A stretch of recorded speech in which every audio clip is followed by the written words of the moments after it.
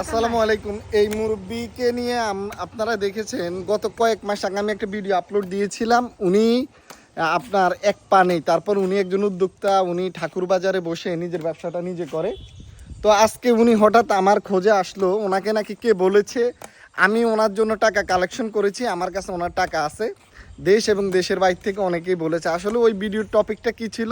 ভিডিওর টপিক ছিল ওনার এক পা নেই। তো এক পা না থাকা সত্ত্বেও উনি একজন উদ্যোক্তা, কিন্তু উনি ব্যবসা করে যাচ্ছে, কারো কাছে হাত পাতে না।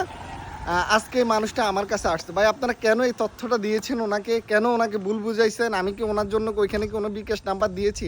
আর কেউ যদি ওনার বাবদ আমার কাছে টাকা দিয়ে থাকেন তাহলে বলেন, এটা কোনো কথা হইলে একটা লোককে আপনি ভুল তথ্য দিবেন কেন? উনি এত কষ্ট করে একটা পা নেই, উনি আমার বাড়িতে আসছে, এই জিনিসটা খুব খারাপ না? যে আপনারা কেন একটা মানুষকে ভুল তথ্য দিবেন আর আমার একজনকে বিব্রত কেন করবেন?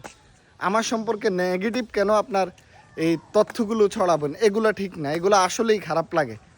ভাই আপনারা তো মনে হয় আপনার বাজারে বা যারা বিদেশ থাকে তারা বলছে এই কথাটা নাকি?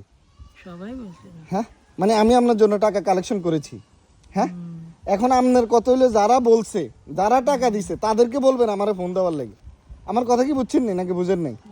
ভাই কথা কি বুঝছেন নি ক্লিয়ার?